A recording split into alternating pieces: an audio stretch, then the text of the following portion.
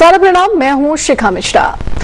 इससे पहले मनमोहन कैबिनेट का आज विस्तार किया गया। आज हुए विस्तार में कुल 22 मंत्रियों ने शपथ ली, जिसमें 7 कैबिनेट और 15 राज्य मंत्री शामिल किए गए। शायद ये परिवर्तन एक बड़ा परिवर्तन हो, लेकिन समय बहुत कम है। इस परिवर्तन का होगा क्या आखिरकार, ये सवाल बड़ा है। इस वक्त हमारे साथ स्टूडियो में मौजूद है वरिष्ठ पत्रकार केजी सुरेश जी, आपका बहुत बहुत स्वागत है। इसके अलावा सतीश पेडरेकर जी, आपका भी बहुत बहुत स्वागत है। और जयपुर से हमारे साथ थोड़ी देर में जुड़ेंगे कांग्रेस सांसद महेश जोशी जी। पहले जानना चाहेंगे हम सुरेश जी आपसे, आप कितना इत्तेफाक रखते हैं, क्या ये एक परिवर्तन गलत संकेत है? देखिए, इसमें कोई दो राय नहीं कि पिछली बार जब बिजली पूरे देश में गुल रही, उसके अगले दिन आप देखते हैं कि सुशील कुमार शिंदे जी जो हैं वो ऊर्जा मंत्री से गृह मंत्री बनाए जाते हैं, और उसके बाद अभी खुर्शीद पर इतने सारे आरोप लगे और वो विदेश मंत्री बन गए। लेकिन मुझे बहुत ज्यादा उम्मीद नहीं थी इसमें। ये तो मीडिया में बहुत कुछ आ रहा था, लेकिन कभी भी ऐसे कोई क्रांतिकारी व्यक्तित्व कभी डॉक्टर मनमोहन सिंह रहे भी नहीं। उन्होंने हमेशा बहुत ही पूरा जो है, अगर आप देखेंगे पूरा, तो इसमें प्रदेश और रणनीति 2014 का रणनीति, उसको ध्यान में रखते हुए जहां तक मेरी समझ है, अगर मैं आपको एक दो मिसाल के तौर पर देना चाहूंगा कि कर्नाटक में आप देख लीजिए।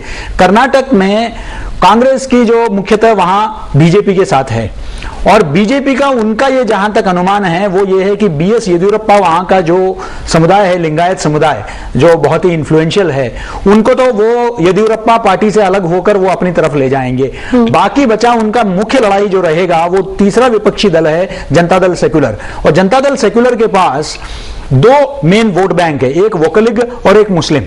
अब क्या किया है कांग्रेस ने कि एसएम कृष्णा को यहां से इस्तीफा करके, जो पहले भी मुख्यमंत्री रह चुके हैं, वोकलिग लीडर है, वही एक व्यक्ति है जो देवेगौड़ा और उनके पुत्र को जो है टक्कर दे सकते हैं, उनको वहां भेज दिया।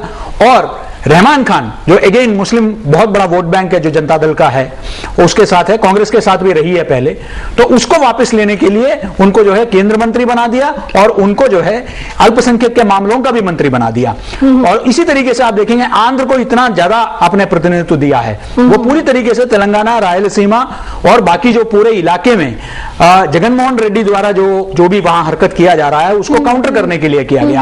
आप पश्चिम बंगाल में देखेंगे कि ममता बनर्जी के जाने के बाद और उसके बाद जिस तरीके से प्रणब मुखर्जी अब यहां राष्ट्रपति बन गए हैं, तो बंगाल की स्थिति को संभालने के लिए बंगाल में जितने उनके प्रमुख नेता थे, अब नेताओं पर आप सहमत हो असहमत हो बात अलग है, उनके पास जो नेता थे वो चाहे वो दीपादास मुंशी हो या खान चौधरी हो जो उनके गनी खान साहब के पुत्र हैं, या जो अबीर चौधरी हैं, इन लोगों को उन्होंने प्रमुखता उनको मंत्री बना के एक संदेश दिया है कि बंगाल में दोबारा दल को पुनर्जीवित करना चाहते हैं। तो मुझे लगता है कि एक पूरे सोचे समझी रणनीति के तहत जो है बड़े नाम नहीं होंगे, नए नाम नहीं होंगे, लेकिन ये पूरा 2014 की एक तैयारी को मद्देनजर जो है इन्होंने ये पूरा सोच समझकर किया है।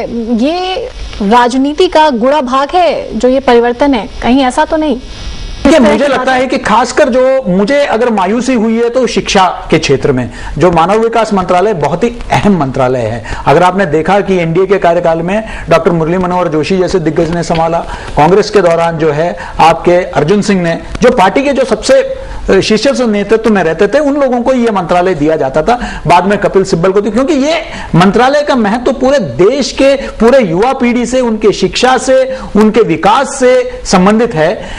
इसमें कोई दो राय नहीं। हो सकता है कि डिफेंस में मिनिस्टर ऑफ स्टेट के नाते पल्लम राजू ने ठीक ठाक डिफेंस प्रोडक्शन में काम किया हो, लेकिन मुझे लगता है कि एक बड़ा मायूसी मुझे हुआ कि पल्लम राजू को जो है, जो अभी कनिष्ठ है, जिनका उतना अनुभव नहीं है, ना उनका वो स्टेचर है, उनको इतना अहम मंत्रालय देना क्या सही है या नहीं है, इस पर मुझे बहुत शंका है। क्योंकि इस पर जो है बहुत ही अहमियत मेरे ख्याल से किसी भी तरीके से विदेश और जैसे आप कहते हैं रक्षा, उतना ही अहमियत रखता है एचआरडी का, क्योंकि हमारा सबसे बड़ा संसाधन जो है वो हमारी पॉपुलेशन है, हमारी आबादी है, उसका शिक्षा है, उसका जो है विकास है।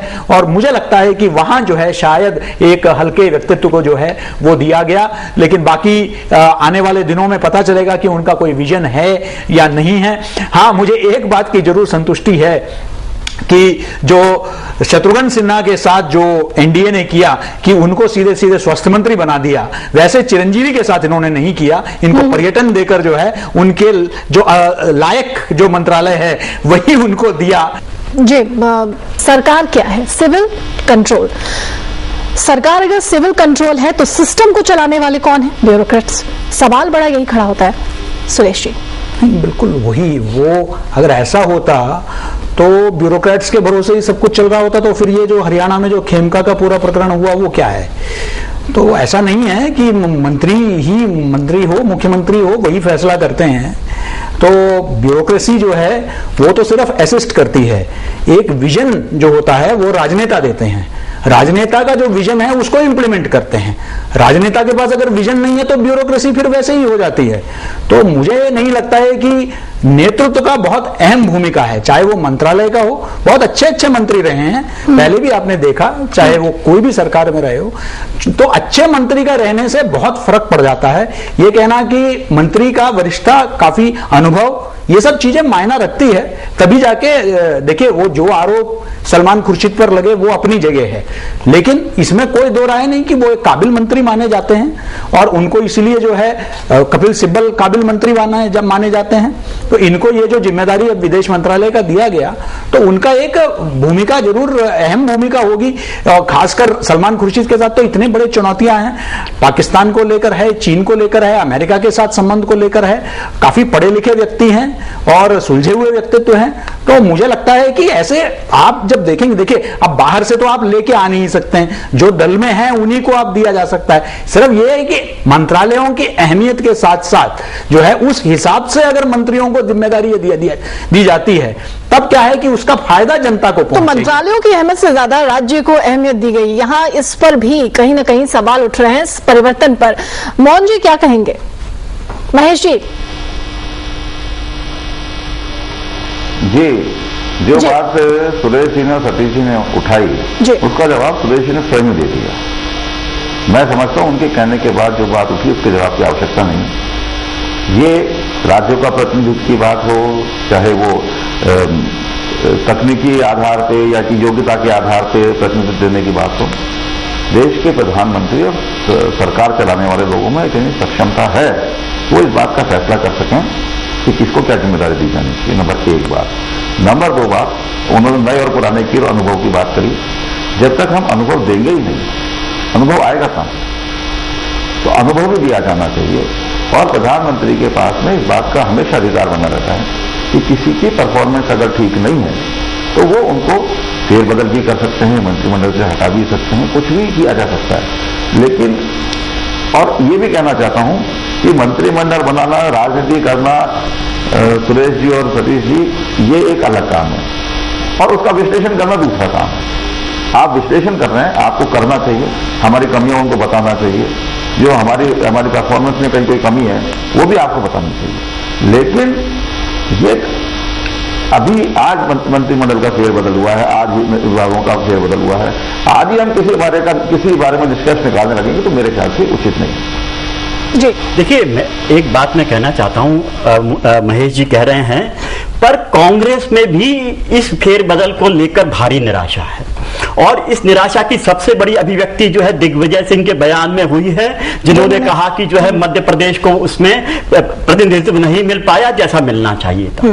पर दिग्विजय सिंह जो है थोड़े मुखर आदमी है, अपनी बात कह देते हैं, लेकिन कई राज्यों के नेता इस स्थिति में नहीं है कि वो अपनी बात कह सके। मैं आपका ध्यान दिलाऊं कि बिहार से कोई भी कांग्रेसी मंत्रिमंडल में नहीं है और उसे इस बार भी प्रतिनिधित्व तो बिहार में नहीं मिला। जो तारिक अनवर बने हैं वो बिहार के भले ही रहे हों, लेकिन अभी वो महाराष्ट्र से जीत कर आए हैं।